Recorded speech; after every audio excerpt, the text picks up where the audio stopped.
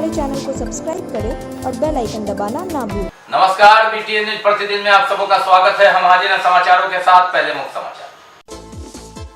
गांव की सरकार के लिए कतार, 2 प्रखंडों में ही अब तक 1500 से अधिक लोगों ने दी उम्मीदवारी।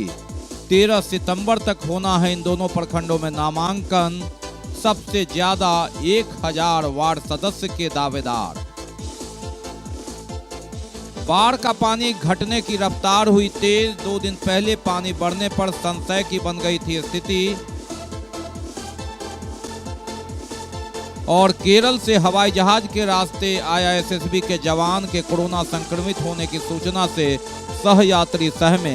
दरभंगा में मामला कम, लेकिन केरल में कोरोना के कोहराम से अब भी चिंता। आगे समाचार विस्तार से, लेकिन थोड़ी देर में। बीमार नहीं रहा लाचार, हो रहा मुफ्त उपचार। हड्डी नस रोग से संबंधित गंभीर बीमारियों का मुफ्त में इलाज। इंतजार किसका, जाएं सर्राफ ऑर्थो एवं स्पाइन सेंटर और दर्ज कराएं प्रधानमंत्री जन आरोग्य योजना में अपना नाम। विश्व की सबसे बड़ी स्वास्थ्य सुविधाओं का उठाएं लाभ। आधुनिक ऑर्थोपेडिक सुविधा, ऑर्थोस्कोपी, स्पाइन सर्जरी, फ्रैक्चर का अत्याधुनिक इलाज। Doctor S N Sarraf, doctor Abhishek Sarraf, रीढ़ हड्डी और नस रोग विशेषज्ञ डॉक्टर प्रियंका बी सर्राफ, स्त्री और प्रसूति रोग विशेषज्ञ डीएमसीएच के सामने लहरियासराय। और अब समाचार विस्तार के साथ। गांव की सरकार के लिए लंबी कतार। जी हां, 4 दिनों में 2 प्रखंडों में 1500 से ज्यादा लोगों ने गांव की सरकार में अपनी भागीदारी के लिए उम्मीदवारी दी है। लगातार बढ़ती संख्या 6 पद हैं। जिला परिषद, पंचायत समिति, मुखिया, वार्ड मेंबर, सरपंच और पंच। अगर हम 5 पद की बात करें तो ये सामान्य है, लेकिन अकेले वार्ड मेंबर में लगभग 1000 लोगों ने अपनी दावेदारी दे दी है।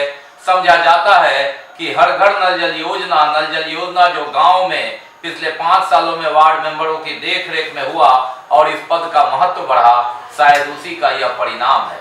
बहरहाल 2 नामांकन 13 सितंबर तक होगा इन दोनों प्रखंडों में, और अनुमानतः लगाया जाता है कि इन दोनों प्रखंडों में उम्मीदवारों की संख्या 2000 के पार करेगी, क्योंकि 1600 की संख्या शुक्रवार को ही पार कर गई है। शनिवार और सोमवार 2 दिन नामांकन बाकी है। गांव की सरकार के लिए ये कतार है, ये मतदान केंद्र नहीं है। ये उम्मीदवारी के लिए नामजदगी का पर्चा भरने की भीड़ है और इसकी कतार है। अलीनगर और बेनीपुर ये 2 प्रखंड है जहां 13 सितंबर तक नामांकन होगा। 29 सितंबर को यहां के मतदाता गांव की सरकार चुनेंगे, जिसमें जिला परिषद, पंचायत समिति, मुखिया, वार्ड सदस्य, सरपंच और पंच, ये 6 पद हैं।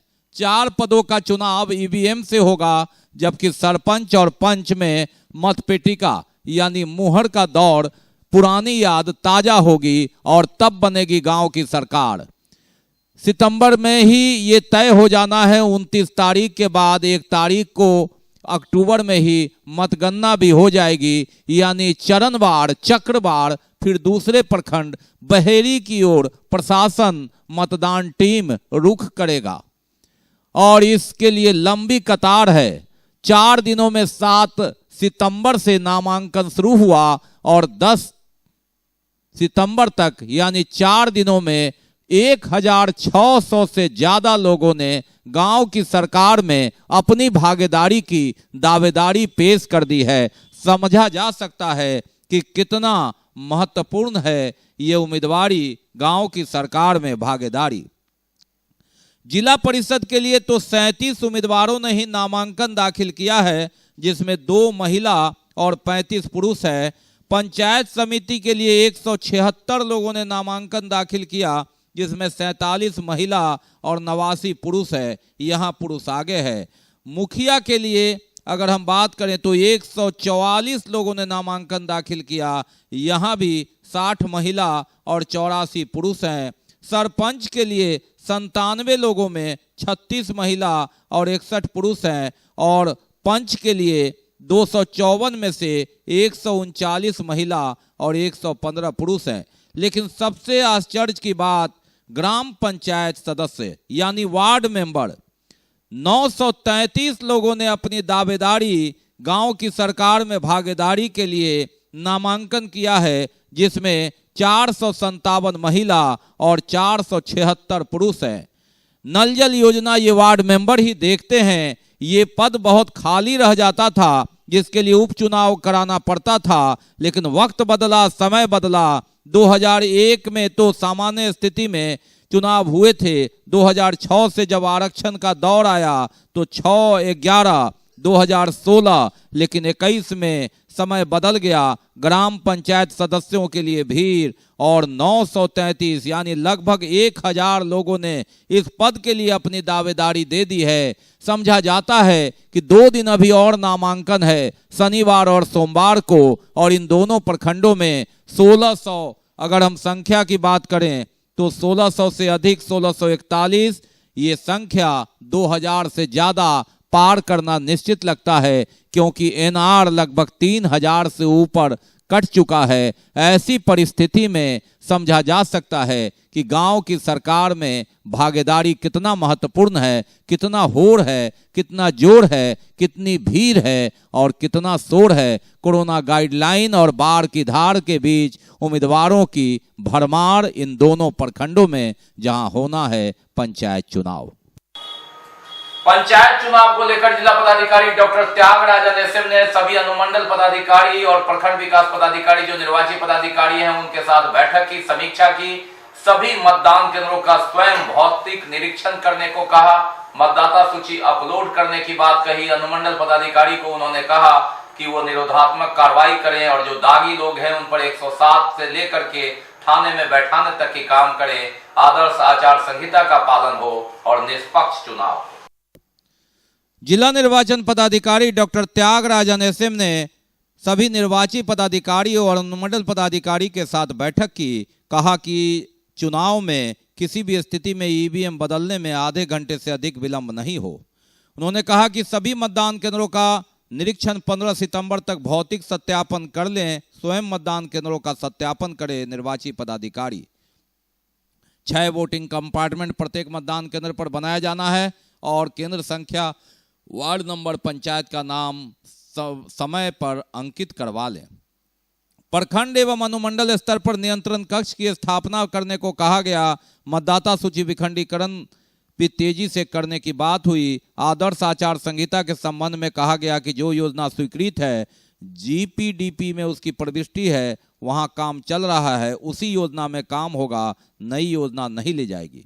अनुमंडल पदाधिकारी को उन्होंने कहा कि थाना स्तर पर कैंप कर धारा 107 के तहत बॉन्ड भरवाएं और चुनाव के दौरान जो दागी हैं उन पर पूरी नजर रखें। और इधर पंचायत चुनाव को लेकर मिथिला क्षेत्र के आईजी अजिताभ कुमार ने तीनों जिले के पदाधिकारियों के साथ दरभंगा, मधुबनी और समस्तीपुर के साथ बैठक की। सुरक्षा, विधि व्यवस्था और आपराधिक गतिविधि की समीक्षा की और निष्पक्ष पंचायत चुनाव के संदर्भ में आवश्यक निर्देश दिए। और पंचायत चुनाव के संदर्भ में ही मिथिला क्षेत्र के आईजी पुलिस महानिरीक्षक अजिताभ कुमार की अध्यक्षता में दरभंगा, समस्तीपुर और मधुबनी जिला के एसपी ने बैठक किया। उन्होंने निर्देश दिया। मधुबनी के पुलिस अधीक्षक सत्यप्रकाश सहित अन्य कई पुलिस पदाधिकारियों ने इस बैठक में हिस्सा लिया। आईजी अमिताभ कुमार से हमने बात की तो उन्होंने कहा कि इस संदर्भ में जो विधि व्यवस्था है, सुरक्षा है, उस पर पूरी तैयारी, पेट्रोलिंग इत्यादि पर चर्चा की गई। आगामी पंचायत चुनाव है, उसकी तैयारियों को लेकर एक बैठक की गई थी, जिसमें हम लोगों ने विशेषकर बलों का आकलन, कहाँ कैसे फोर्स लगाना है, कितना लगाना है और हम लोग जिले का कितना फोर्स निकालेंगे, इसके लिए कहाँ कहाँ फोर्स लगाना है, कहाँ पेट्रोलिंग देनी है, बूथों पर कितना बल लगाना है, वजगरी में कितना बल लगाना है, ये सारी चीज़ों को उन्होंने डिस्कस किया। तीनों जिला के एसपी आए थे ताकि हम लोग में जो तैयारियां हैं उसमें समानता रहे और जो भी कुछ थोड़ा बहुत प्रॉब्लम होगा हेडक्वार्टर में बताएंगे और हेडक्वार्टर जो निर्देश होगा हम लोग पालन करेंगे। बाढ़ का पानी घटना शुरू हुआ है। अगर हम बात करें तो 24 घंटे में 8 सेंटीमीटर घटी है नदी। इससे थोड़ी राहत, और राहत सबसे बड़ी बात ये कि रेल परिचालन जो 6 सितंबर से चालू था, बीच में बढ़ने से संशय की स्थिति हो गई थी। 31 अगस्त से 6 सितंबर तक यह मार्ग बंद था, जिसके कारण सड़क मार्ग पर बाधा थी, कई गाड़ियों को डाइवर्ट किया गया था। वो अब बंद होने की जो संशय थी उस पर थोड़ा विराम लगा है, क्योंकि पानी घटना शुरू हुआ है। और 24 घंटे की बात करें तो नदी घटी है अधवारा समूह की नदी। 2 दिन पहले तक नदी बढ़ने से फिर संशय की स्थिति हो गई थी, लेकिन अब भी खतरे के निशान से 90 सेंटीमीटर ऊपर बह रही है नदी। लेकिन सुकून की बात ये कि 24 घंटे में पुनः घटी है। मालूम रहे कि ये लगातार बढ़ रही थी, 1 मीटर 18 सेंटीमीटर तक चली गई थी, यानी 28 सेंटीमीटर इन 1 सप्ताह में घटी है। 31 अगस्त से 6 सितंबर तक दरभंगा समस्तीपुर रेल लाइन मार्ग बंद था। 6 सितंबर से चालू हुआ, लेकिन पुनः 2 दिन पहले नदी बढ़ने से लोग सहम गए थे, पुनः खतरा मंडराने लगा था। उस संशय पर बादल जो था वह धीरे धीरे छट रहा है, क्योंकि मौसम भी साथ दे रहा है। और ऐसे में उम्मीद है कि नदी घटने में जो तेजी आई है 24 घंटे में, उसकी रफ्तार बढ़ेगी। बाढ़ जिसने लगातार लंबी अवधि का रिकॉर्ड बना लिया, यस तूफान में मई से लेकर सितंबर तक, ऐसी परिस्थिति में उससे राहत मिलेगी। कोरोना का कहर दरभंगा में कम है, ये सुखद बात। और सबसे बड़ी बात कि एक भी मरीज कोरोना वार्ड में नहीं है। ये 1 सप्ताह से कोई मरीज वहां भर्ती होने नहीं आया। ऐसी स्थिति जनवरी 2021 में हुई थी। लेकिन देश में सबसे ज्यादा कोरोना पॉजिटिव केरल में निकल रहा है। वहां का संपर्क दरभंगा मधुबनी से जुटने से एक बार फिर हड़कंप है। एक एसएसबी जवान हवाई जहाज से यात्रा कर दरभंगा पहुंचे और उसके बाद बस से वे मधुबनी गए। तबीयत खराब होने पर जांच हुई तो वो कोरोना पॉजिटिव निकले। केरल से आए इस व्यक्ति के कोरोना पॉजिटिव की सूचना आने के बाद हड़कंप है। जिस हवाई जहाज से वे लौटे थे और जिस बस में उन्होंने यात्रा की थी। बहरहाल लोग सतर्क रहें, ये सबसे बड़ा उपाय। और वैक्सीनेशन सबसे बड़ा हथियार कोरोना को अगर हराना है तो। कोरोना का कहर, कोरोना का कोहराम किस तरह था यह सर्वविदित है। दरभंगा में ये सुकून और राहत कि जनवरी के बाद 1 सप्ताह से पहली बार कोरोना वार्ड खाली है। यहाँ एक भी मरीज नहीं है और कोरोना का लहर कम है। और इसी को देखते हुए राज्य सरकार, जिला प्रशासन ने थोड़ी ढील दी है।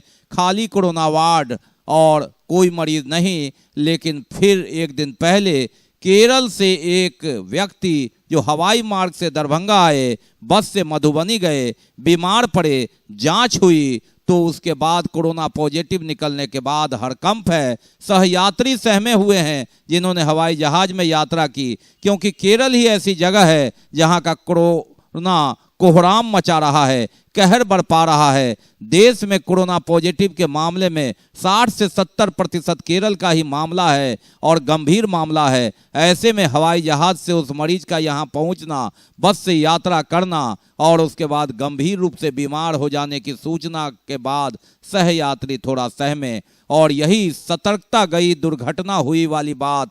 कोरोना का कहर है, कोरोना का कोहराम है। वैक्सीनेशन सबसे बड़ा हथियार है। और ऐसी परिस्थिति में ये मत भूलें पहली लहर की तरह कि कोरोना चला गया, कोरोना यही मौका देखता है। लोगों ने दिवाली और छठ में भी समझ लिया था कोरोना की विदाई, लेकिन ये आफत बनकर आई और होली के बाद इसने कहर बरपा दिया। दूसरी लहर में क्या कोहराम मचा इसने दिखा दिया। इसलिए वैक्सीनेशन जरूरी, जो सबसे बड़ा हथियार है। सतर्कता, मास्क उतना ही जरूरी जितना सरकार कह रही है, क्योंकि स्वास्थ्य से बड़ा कोई धन नहीं और स्वस्थता ही सुरक्षा है। ये ही सबसे बड़ी स्थिति है कि आप कोरोना से बच सकते हैं और अहर्ता रखते हैं तो वैक्सीन लगाइए। बहरहाल कोरोना वार्ड खाली, ये सुकून वाली खबर, लेकिन सतर्कता और सुरक्षा के साथ। बाकी है अभी और भी बहुत कुछ, लेकिन पहले रुकेंगे, लेंगे एक break. Global health care and diabetes research centre, जो बिहार में पहला अंतर्राष्ट्रीय तकनीक एवं आधुनिक सुविधाओं से लैस सुपर स्पेशलिटी डायबिटीज केंद्र है, जहां एक छत के नीचे डायबिटीज से संबंधित सारी सुविधाएं मौजूद हैं, जैसे कि diabetes heart care, diabetes eye care, diabetes neuro care, diabetes foot care, diabetes pharmacy और डायबिटीज प्रयोगशाला। पता जीसस एंड मैरी स्कूल के पास, रहमगंज, दरभंगा बिहार। ब्रेक के बाद एक बार पुनः आप सबों का स्वागत है। हम बढ़ते हैं आगे, लेकिन आगे बढ़ने से पहले एक नजर मुख्य समाचारों पर। गांव की सरकार के लिए कतार, 2 प्रखंडों में ही अब तक 1500 से अधिक लोगों ने दी उम्मीदवारी। 13 सितंबर तक होना है इन दोनों प्रखंडों में नामांकन। सबसे ज्यादा 1000 वार्ड सदस्य के दावेदार। बाढ़ का पानी घटने की रफ्तार हुई तेज। 2 दिन पहले पानी बढ़ने पर संशय की बन गई थी स्थिति। और केरल से हवाई जहाज के रास्ते आया एसएसबी के जवान के कोरोना संक्रमित होने की सूचना से सहयात्री सहमे। दरभंगा में मामला कम, लेकिन केरल में कोरोना के कोहराम से अब भी चिंता। हम बढ़ते हैं आगे, लेकिन पेश है कुछ अन्य खबर। और बात प्रधानमंत्री नरेंद्र मोदी के सपनों को साकार करने वाले में लगे एसएसबी के जवान, जिन्होंने आज़ादी के अमृत महोत्सव में सशस्त्र सीमा बल के जवानों ने साइकिल रैली निकाली है। 100 लोग अलग अलग जगह से रैली में शामिल हो रहे हैं। 34 दिन की यात्रा में 24,000 किलोमीटर की दूरी करके ये 2 अक्टूबर को दिल्ली राजघाट पहुंचेंगे, जहां समापन होगा।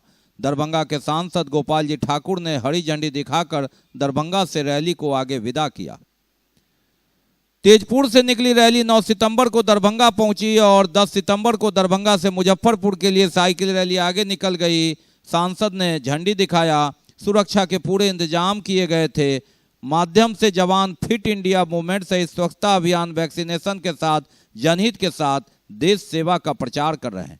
एसएसबी के group leader assistant commandant Bharat Kumar ने बताया कि सशस्त्र सीमा बल का जो मतलब है, उसके साथ प्रधानमंत्री के फिट इंडिया मूवमेंट के साथ 25 अगस्त को साइकिल रैली की शुरुआत 25 अगस्त को तेजपुर से शुरुआत की गई, जिसमें कई एसएसबी के जवान रास्ते में जुड़ते जाएंगे। फिलहाल 3 फ्रंट तेजपुर के साथ सिल्लीगुड़ी और गुवाहाटी के 51 जवान साइकिल रैली में शामिल हैं।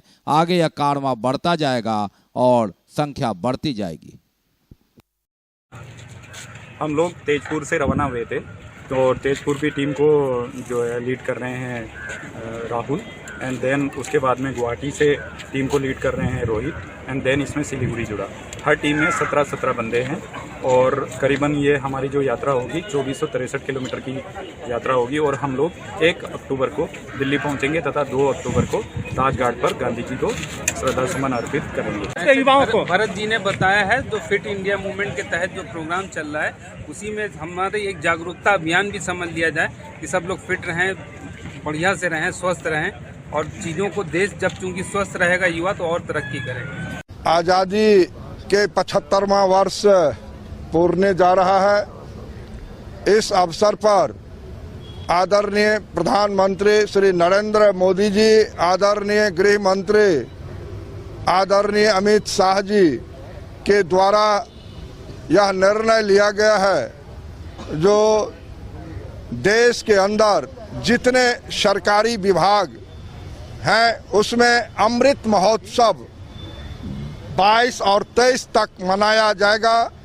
इसी दौरान आज यहाँ पर 100 साइकिल सीमा सुरक्षा बल के तहत, सशस्त्र सीमा सुरक्षा बल के तहत यहाँ पर रैली निकाली गई है, जिसको आज हरी झंडी दिखा करके यहाँ से विदा करने का काम किया है और समस्त मिथिला वासियों के तरफ से उन्हें बधाई और शुभकामना दी है।